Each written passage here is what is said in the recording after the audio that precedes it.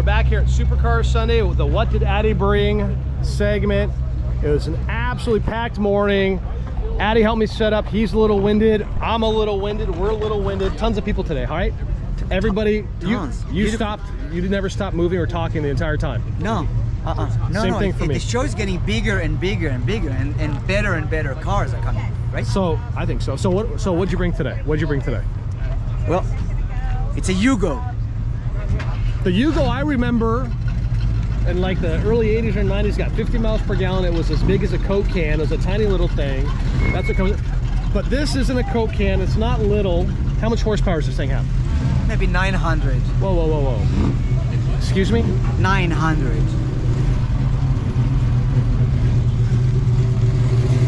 That might have 700. That does have 700. You're saying this has 900. Yeah. So I can't sleep at night and I say I'm going to buy the worst car. And I'm thinking, what is the worst car ever entered the United States or that we have here? I said a Yugo. I'm going on Craigslist looking for a Yugo. $400, $800, that's what they're worth. The little tiny car, 900cc motors, right? You know, they were like your third car, okay. Not the second, the third. Okay. So then a car shows up on Craigslist and it's this thing. It doesn't look too much like a Yugo. I didn't believe it existed. I thought it was a scam. And the car was out of state. Okay. I'm looking at this, I said, this is insane. What is it? Because it looks like a little race car. True? Yeah, yeah. Okay. Looks kind of like a little rally car. Like a little rally car. Yeah. Okay. So it's not exactly what a Yugo was, okay, originally. So first, you can see it's a wider body Yugo. Yeah. It is still a Yugo, but see this thing, just stickers. So they widen it. Got it. This is like a Ford minivan bumper.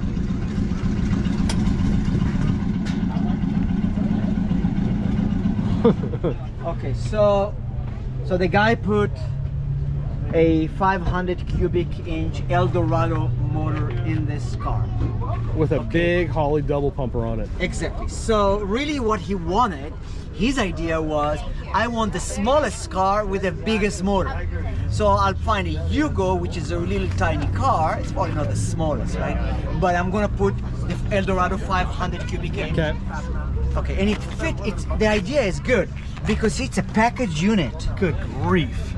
You see, it has the automatic transmission. Everything is built into all this thing, and it drives this. Now, Okay. obviously, a Yugo frame or chassis will not support all the weight, so there's really nothing left of the frame of the original Yugo. It's all racing frame, tubular frame with NASCAR type suspension. Do you see that? Good grief. Okay. That's a lot of effort. A lot of effort. So okay, so you know, even in order to get the engine into this thing, he had to cut this. Right. You see? So then the engine will go in like that. He did that, and all the heat is coming out. He put the louvers in here and all that.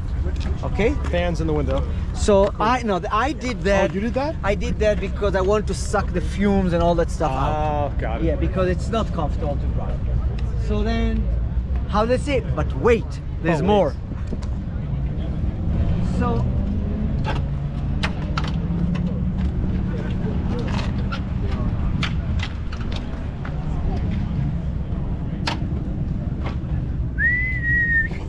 so there's another Eldorado motor now in the front. Now this motor doesn't fit in a Yugo in the front. Good grief. Can you see? So it appears to be that he stretched the hood. You see here? Wow. So this section is now bigger than what it was original, and he dropped that Eldorado motor in the front. Good grief. Okay, so now these are non-modified engines, so they're just stock. Maybe 425 horsepower, maybe 450. You know, I don't know. So when I said 900, it's close to it. Okay. How does it drive? Unsafe at any speed. It's horrible. No, see, I'm not kidding. It's horrible. Well, it drives all right, but it doesn't freaking stop. So 900 horsepower. approximately. What does he have? Drum brakes? What, No, 11 disc. 11 inch disc brakes? I'm telling you. So it What was do we have not in the back? the guy. I'm crazy. You see, I drive it on the street. Well, you are crazy. I'm crazy. No, but you're crazy. period. Period. So Yeah. the guy would trailer this car and do autocross. So he would drive it for 3 minutes, do the cone, win his trophy on the trailer, and go home. The car would need to rest for about 3 hours to cool down because there's not enough radiator in this car. Two Eldorados. So you see, now you see all these freaking suspension are all like a race car So much suspension. work. It's insane, right? So much work. Yeah, so my, yeah, you see, so my tires are not adjusted and he's chewing them up. This one and this one. Well, you have your own tow truck, so it doesn't matter. That doesn't matter. Yeah, no, but I won't drive home today. So, anyway, these are stock engine. Now the idea why it actually works is each one has its own automatic transmission. Wow. Okay, now the problem is that you can drive it on either engine, but the thing is, look, there's no belt here, no alternator. You see the front of the engine here. Right. You see, it's missing all the front end part. Yeah, the front drive, yeah. For all this stuff. So now, if you're driving on this engine, you do not have power steering. Okay. Okay, and you don't have an alternator. Okay. You also don't have vacuum for your power booster. So there's no brakes. So there are no brakes. Right. So now, if you're driving just on this, good luck. And it happened to me when this thing would overheat. I said, okay, then I have another engine. Right? I'll start the front and drive. Then I found out that I don't have brakes and I don't have steering. That was really not that safe. Well, it's not that safe to begin with. Look where the gas tank. Good grief. You see? And did the car come with the burrito too? Yeah. No, yeah. So, you see, I added a little bit this to it, but it would overheat. This thing would blow up, all the water would blow, everything will go on top of me, all the boiling water and all that. So really what it needs now is, I'm gonna put another radiator here, just so I have enough more cooling into the car, because everything is being cooled by the front radiator, and it's plumbed, all the way it's through. plumbed all the enough. way to here, Wow. and goes there. So I thought maybe I'll cool the engine with some fans. In theory, it was a good idea, it never worked. Addy. This. See these fans, I put this and I added this. See? So that was an idea. These louvers were there to begin with. Right. But it's not that great. I'll show you how. If you ask me how does it work, is it synchronized? Right. And how do you synchronize? It's very primitive. So think about a horse carriage with 4 horses. They're not identical, the horses, right? Right. And they're all contributing to moving the carriage, right? So you don't synchronize the horses. It's the same thing with a train that may have 4 locomotives. They're all contributing to moving the train. You know, you don't really need to digitally synchronize this thing. So how does it work? I mean, it would be better. Look, it's not an Audi Quattro, but get your camera. Let me look here. I'll go.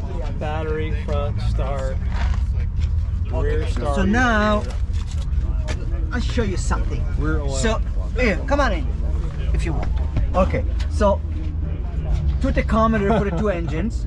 Okay, Front and then rear. we have front oil pressure, then we have radiator temperature, okay? So that's there. Now you go into, that's simple, just the charging. Then you have the rear oil pressure, then you have transmission PSI. Now why transmission PSI is important? Because automatic transmission, you're not supposed to roll on neutral. Gotcha. So if I'm driving on this, and this one is in neutral, and you don't have hydraulic pressure in that transmission, you'll ruin it. Okay, so there's a pump in the front that keeps pressure into the front engine even though it's not running, okay? And that gives you here the transmission PSI. Yep. And if it's wrong, there's also a warning light that there's no pressure, okay? That's it. This section here, that's a rear start. So that's a start for the rear. For the rear. For the rear engine, it start. So a battery on and a switch on, okay, you can start the rear engine. I'll start it later, okay? You can turn the fan on manually also on that. This one is the front start, and that is the ignition switch for the front, okay? Now, let me see if this will open, and then you can see. I put a hole in here so it's easier access. But let me show you something here. So, can you see this? Yeah. Okay, this. Okay. So this is actually connected to the gas pedal, and the two cables that are running to the carburetors are here, and you can connect or disconnect any carburetor cable that you want. It depends which engine you're using. Gotcha. So if you just want to connect it, you just screw this one in, and you connect this engine. Now the question about transmission. Do you see this pin here? You see this rod here? Okay. This rod and the holes in it. You see there's a pin in here? Okay. But there's gotta be somewhere another pin, and this is the front engine connection to the shifter. Got it. So now if you want both transmission to work, you just stick the pin Wow. in this and connect this rod, because now right now when this thing is moving, it's only moving this. Look, you see? Right. It's moving this, but this is free. It doesn't move it. Okay? So that's how you use the rear Wow. engine. Okay? Now, so this goes here.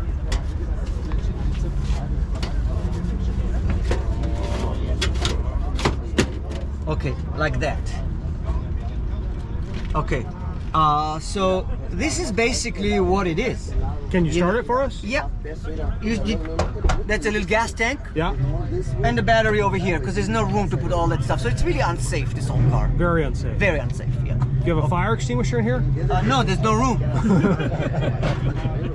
I guess, look, it's really, I mean, it's not a joke. It would probably be a good idea. You know the story about Yeah, James? yeah, yeah. Yep. You know how he extinguished the fire? Yep. How? You told me last time. How? I forgot. He went to the 7-Eleven and got a 7-Up And or spritz. something. Oh yeah, and he shook the can and he used that as a fire extinguisher. Okay. Well, I'll buy you some soda. Okay. So now, look. So here. You want to start both engines? One, then the other. Yeah. Okay, so let me just connect. Which are you starting first? Okay, the cable is moving. Okay. Front or back? Back. Okay. Okay.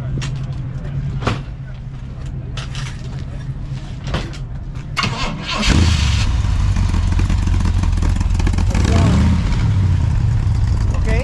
Now can you start the front too? So now ignition here. Yeah. The problem is I can't hear if I'm starting it or not. You're good.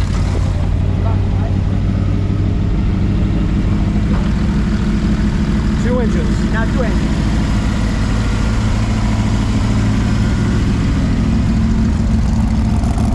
So now front engine is coming here. Rear engine here.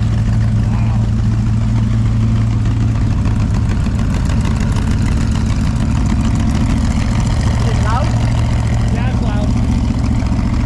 Now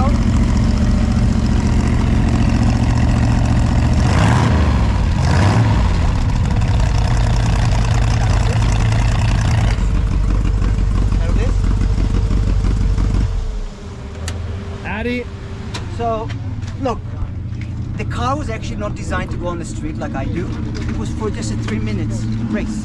Addy, I'm running out of battery, but I want to tell you something. And I say this with the greatest amount of love and respect. You're absolutely crazy. I am.